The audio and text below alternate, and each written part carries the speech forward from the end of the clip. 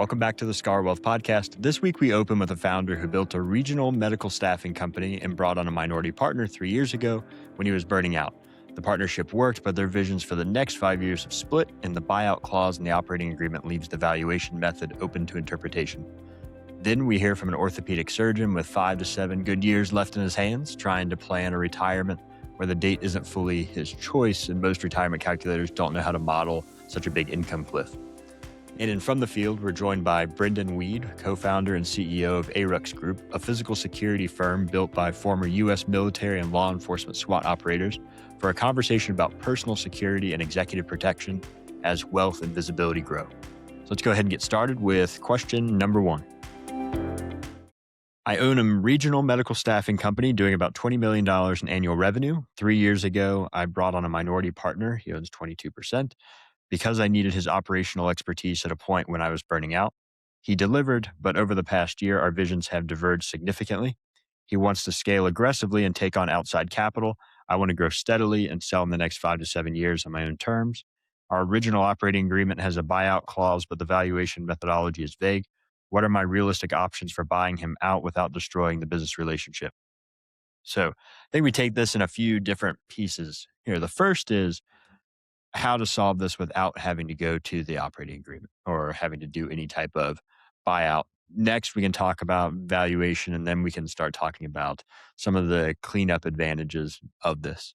So the first way we want to handle this is no real easy way to jump into this one other than it is going to be a pain if you're going to try a hostile takeover of your minority partner here with such ambiguity in valuation metrics.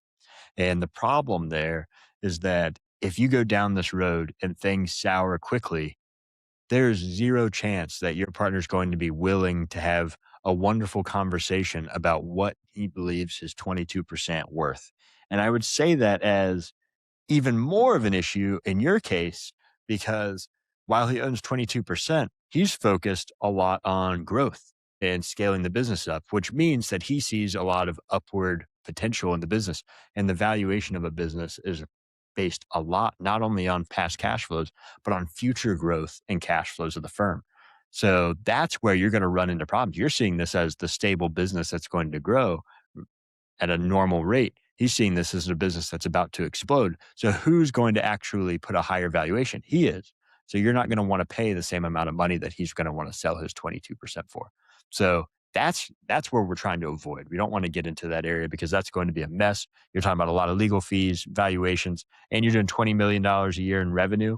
Let's say even if you're doing 30% margins on something like that, that's $6 million a year, you're talking about $18, $20 million on a multiple of 3, and he owns 22%. So you're looking at coming up with $4 to $5 million to buy him out on a reasonable valuation, which is going to be a little tricky here. So let's start first with this whole idea of the operating agreement.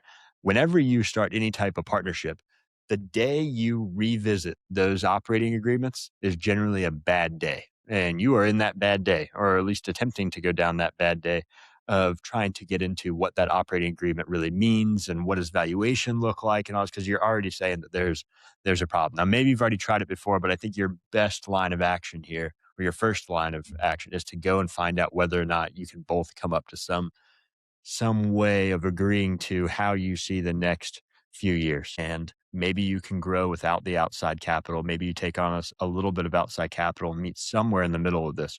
Because if everything has worked well in the past, ideally it would continue to work well for the next 5 to 7 years. You just have different ideas of how that needs to operate.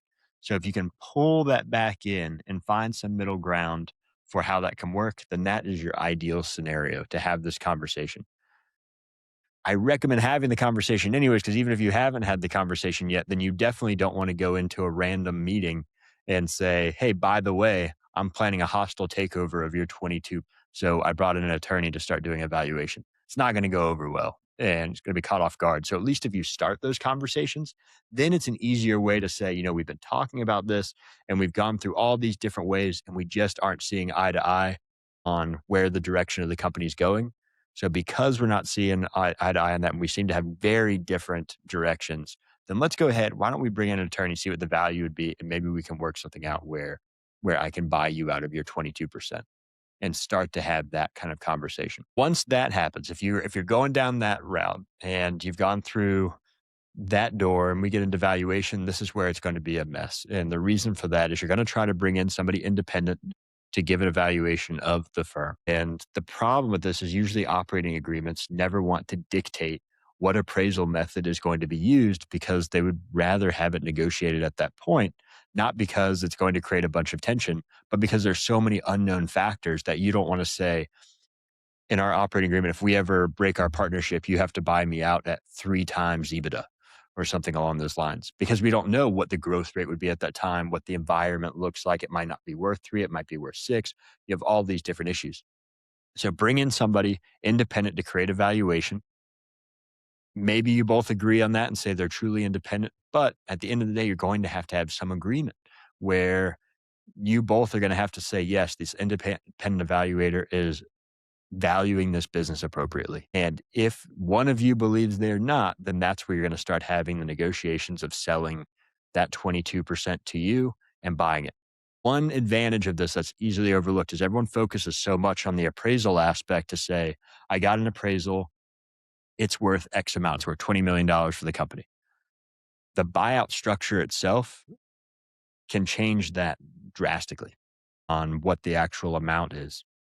So in other words, instead of paying $5 million in cash, you may say, I could pay $3 million in cash and $2 million paid over the next 5 years, depending on the performance of the firm, or allowing them to maintain some of the shares in the company and you just run everything.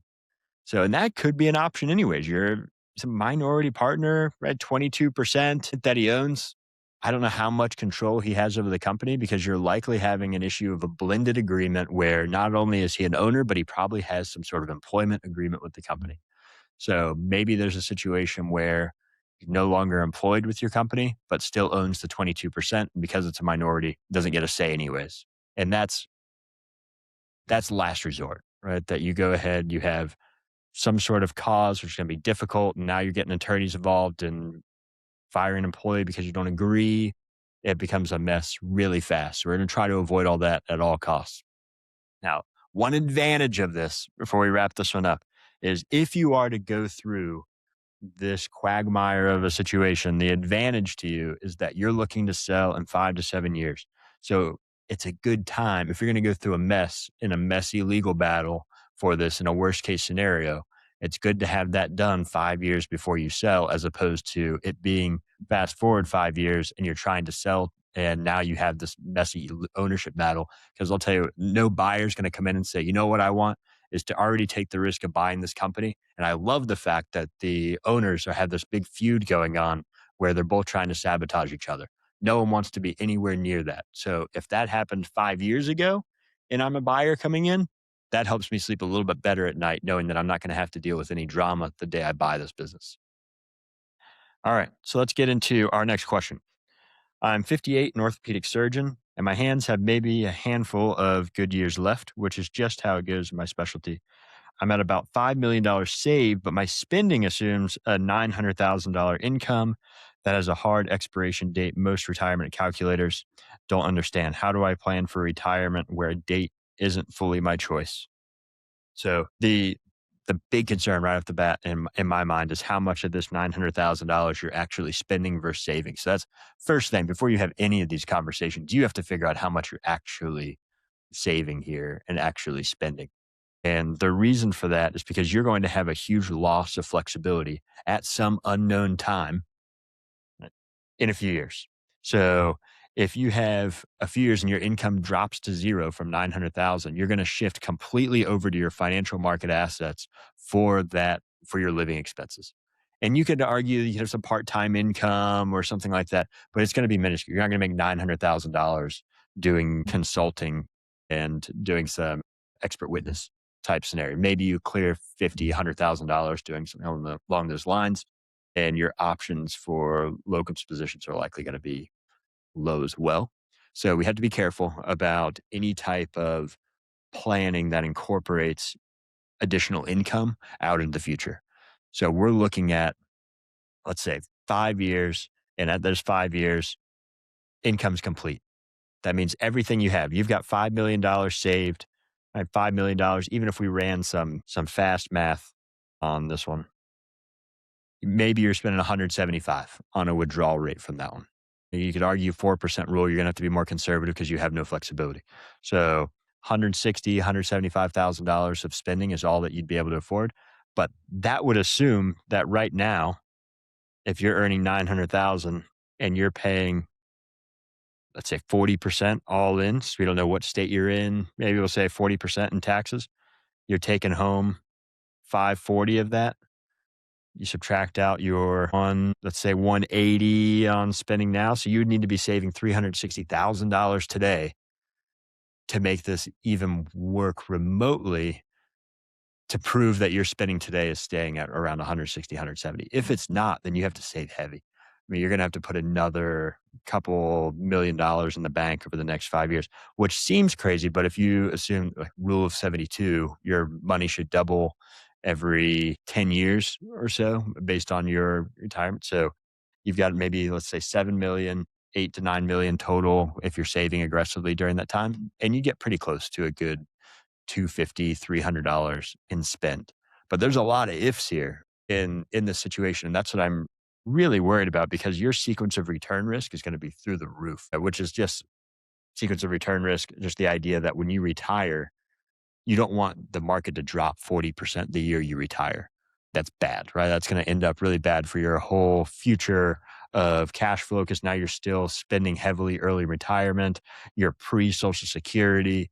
All of these factors are working against you, and you're spending really heavily out of an account that's now lost 40%. So the way you manage sequence of return risk is to soften up the portfolio, get a little bit more conservative, build up a cash buffer of a year or two. In your case, it'll probably get 2 years worth of cash on hand, and then have a softer portfolio and ideally some flexible income. But you don't have the flexible income.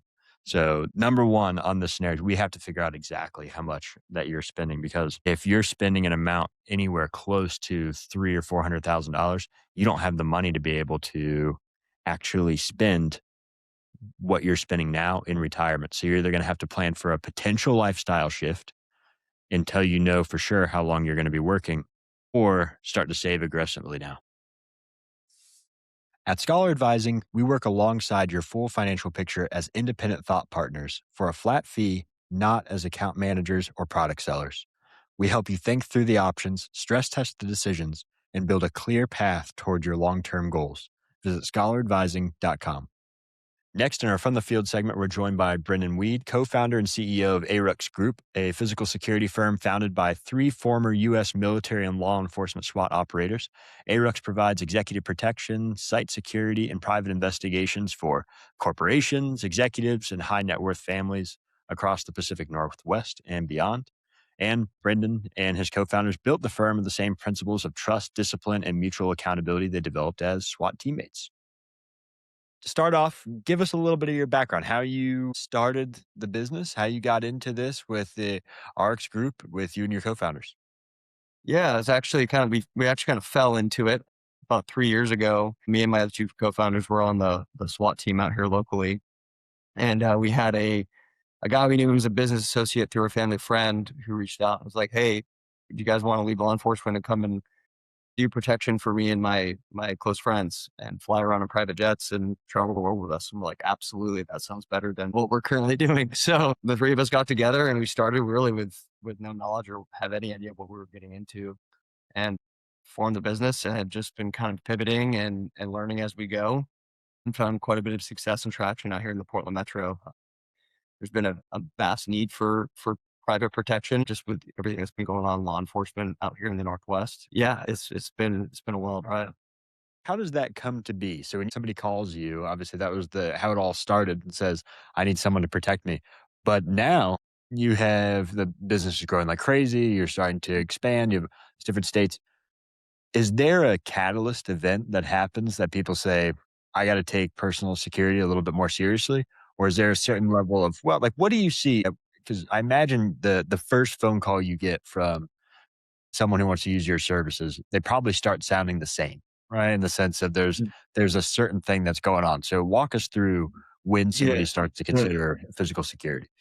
the general phone call that I get more often than not, that I just took again last night, is somebody's had some sort of issue in their life, whether it's in their business or their personal life, that has involved law enforcement, and law enforcement hasn't been able to assist. And so we have kind of come in, and we have the ability to solve a lot of those proactive problems that law enforcement can't solve for them today. And so that is generally how the whole conversation starts, is like, hey, this happened to me, this one callous incident. And it may have been the first time anything, they've either been a victim of a crime, or they're dealing with business partners that are stealing money, or whatever it could be, right? They're coming to us with a problem that law enforcement can't help them solve, or that attorneys can't help them solve. And we get to come in and be creative and come up with solutions with them to help address those issues.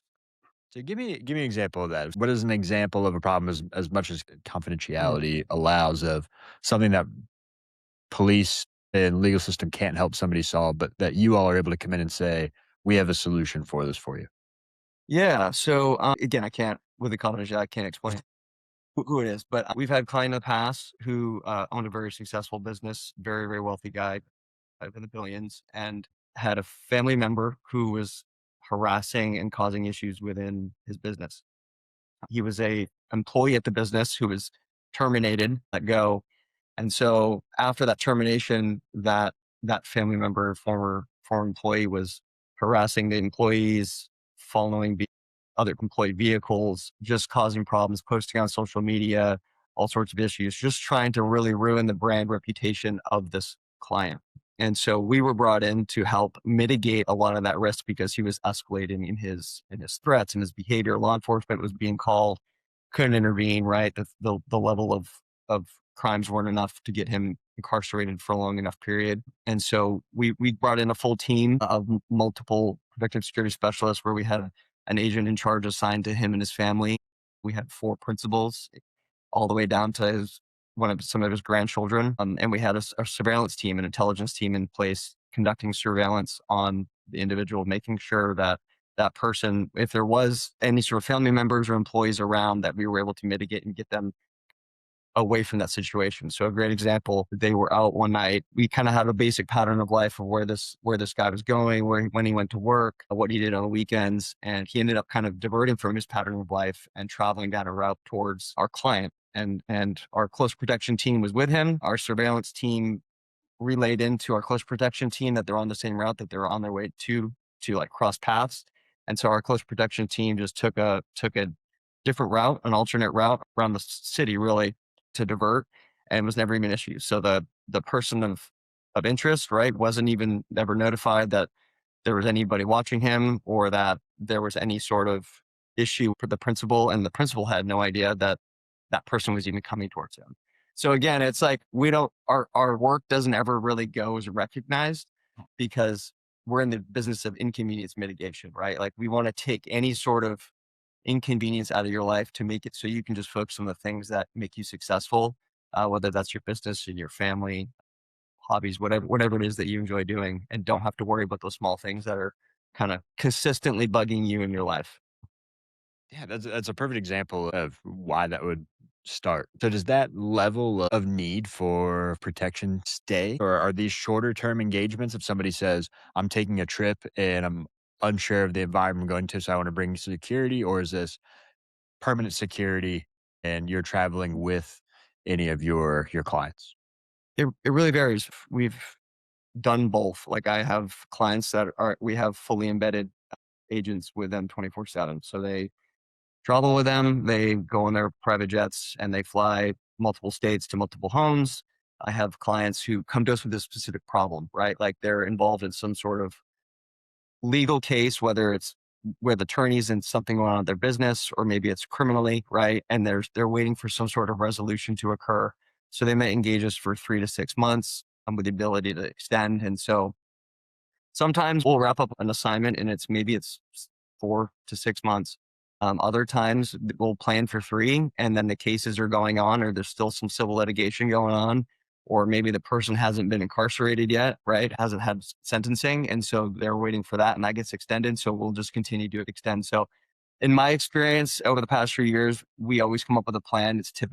This is usually a short term thing, and it always ends up turning up into a much longer long term thing. I would say usually about double the amount of time that people expect it to. So it ranges. Some people like to have us around all the time. A lot of companies like having us around. It helps with insurance and some of that mitigation aspect.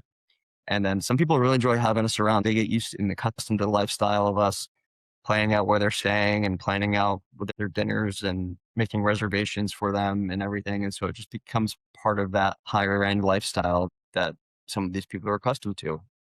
So again, I guess it varies just depending on the needs of the client. And then again, some people and their means, some people enjoy having us around long term.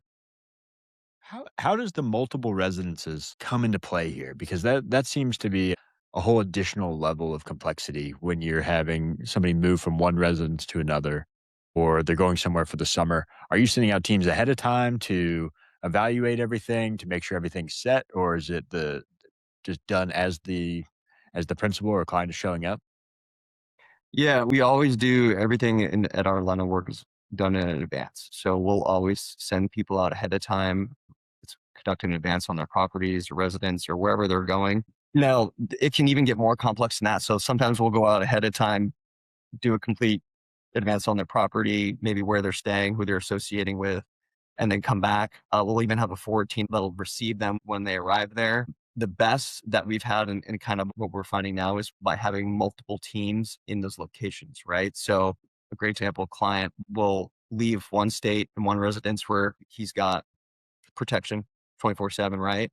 And then that team escorts him to his plane where he's then flown from that location out to us where we have then our team ready to receive him, right? And we just kind of volley back and forth with the team. But that comes with a lot of trust building, right? That takes a long time That's to exactly what I start was. getting used to working and training together and understanding the dynamics of working in a close proximity like that. And then having the ability for guys to kind of interchange, right? So maybe there's a person going on vacation from that team from that different state. So now our guys got to go from the typical state, say Oregon, to maybe Idaho, right, and work there for a few days because of the short staffing. So it's very dynamic, it's very fluid, but the biggest thing is always to make sure that there's somebody there when the client arrives. How does technology come into play with all this? Because I know even just over the past few years, I'm sure that a lot of the stuff you're talking about, not only just communications, but tracking and online and cameras, you name it. What are the big uses that you're seeing for technology and maybe some of the changes that you're seeing over the past few years? Yeah, it's really kind of changing the landscape. We're trying to keep up with it just as much as law enforcement or any sort of government agencies are. The big things we've started noticing, obviously everyone's attached to their smartphones nowadays. I mean, the little things, right? Like we put data blockers in our vehicles for our clients. So that way, when they're plugging their phones into their car to charge, right? When they're going from either the hotel to their business meetings or whatever, that data isn't being uploaded into the car, and then all their phone numbers, their connections, and all that stuff isn't sitting in that car's computer, right? Like that's a small thing that a lot of people overlook. And then I mean, you can go into like Faraday bags. So there's all sorts of abilities for people in signals intelligence. I'm not a signals intelligence expert by any means. I just know a little bit about it. But I mean, there's capabilities that are like stingrays that people use to collect data on phones. And so utilizing Faraday bags when maybe you're out in like a large crowd, they have like little silent bags that you can buy on Amazon. They're really inexpensive that completely block the transmission of your phone. So we utilize those depending on where we're going and the amount of people that are going to be around. And the big thing that we've been seeing is the use of drones and those capabilities. We've had some issues with drones coming onto some of our clients' properties. And so finding a way to have some counter drone technology has been rather difficult. We can't just go out there and, we're here in town, right? We can't just blast drones down from the sky because they're coming onto people's properties. So, figuring that out and finding out ways to mitigate that has been challenging. And so I'm currently talking to different drone companies, trying to figure out ways that we can start utilizing some stuff in the field to help secure our clients' residences, especially at night. So yeah, those are just a few of the kind of the recent tech things that we've seen, but it's really the phones and the data protection. Even so much to say like smart smartwatches, people wearing like Apple watches or Garmin's. There's been some stuff out in the media lately of guys wearing like digital garments when they're on runs, right? That stuff is all tracked to the cloud and can all be hacked and found out. My guys, when they all work in the field, we all wear analog watches. That's just kind of the way we operate, right? So you're starting to see that kind of going back from a very much a digital presence to more of like an analog. So really mitigating that digital stuff. There's a great company out there called Black Cloak that does like digital executive protection. I've got no affiliation to them. I've never worked with them, but those are who we kind of refer up for that type of stuff. But physically on the ground, there's a lot of different things that we can do for them personally day to day that'll help really mitigate a lot of that risk. When you're talking about what you specialize in, which is the physical security, what are some of those common blind spots that people have that when you show up, you look at it and say, this is going to be a problem, and that you recognize quickly, but you're seeing people walk around all day with these issues. Well, I would say the biggest thing that we've noticed is so when people build their homes, especially people who come from like the high net worth, ultra high net worth, they build these big, beautiful homes and there's lots of windows and glass and everything's very, very well done, but it's extremely vulnerable.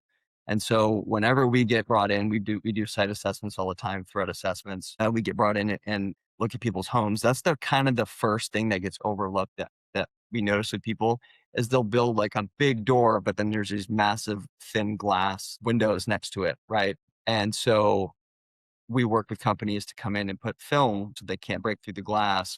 We work on hardening the door frames. So some of my guys on my team are former breachers from the SWAT team, and so they've got extensive knowledge on how to harden and secure, any sort of entry point.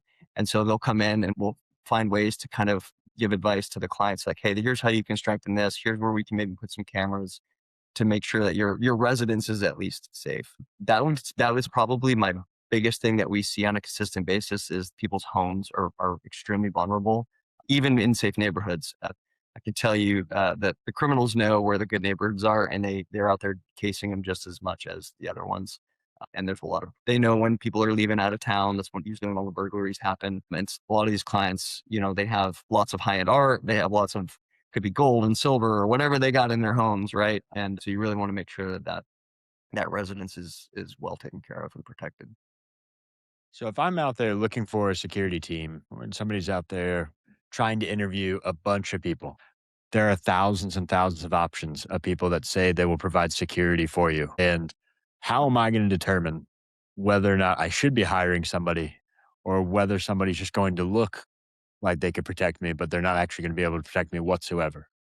Yeah, I can tell you that's probably the biggest thing in the industry that has caused issues. It's personality. Let's just put it that way. Every client has a different personality and what they're looking for, what they want. That starts with like a good kind of initial assessment and meeting with your client and figuring out like who is this person and what do they want. I mean, are you looking for just somebody to help get you from point A to point B and is very highly skilled, or are you looking to have somebody who's integrated into your life and is involved with your wife and your kids, bringing your kids to school? What you have to really kind of figure out what it is you're looking for. So I have some clients where it's all about customer service, right? So they would rather have less on the skills. Maybe they don't want a Navy SEAL or a Green Beret who can shoot really well, but they want somebody who can hold a conversation well, who can talk to their other C-suite executives, who blend in well, who can sit in an office building and doesn't look out of place, right? Looks more like an executive assistant. And then I have some people who are like, I want the 6'4", jacked guy for intimidating purposes look. And so that really starts with, and what I always tell clients is like, hire for values and hire for moral character. These people are going to be in your life 24/7, 365. You want to have good people around you. The hard skills, as far as like the shooting and like that, yeah, you need to be able to do that. Like that is a baseline requirement. But a lot of the skills of close protection, executive protection work can be taught, just like anything else. But you can't teach somebody to be a good person, have good values, and have good customer skills, and to be a nice human being. And that's what I would say I would tell people to look at first is who they are, what are their values, and is it somebody that you can have around in your life because this person is going to be there. All of my clients that are in the higher end, we try to always meet with them before time. I give them all of our bios And then I encourage them to do interviews with the people that they think that they want. And it's funny, usually the people that they pick on paper and then they meet them in person, they're like, not really good fit. And they end up coming with other people. But again, it's just like anything else. It's like hiring for the company that they may have. Who's going to be a good cultural fit in your family or good cultural fit in your business?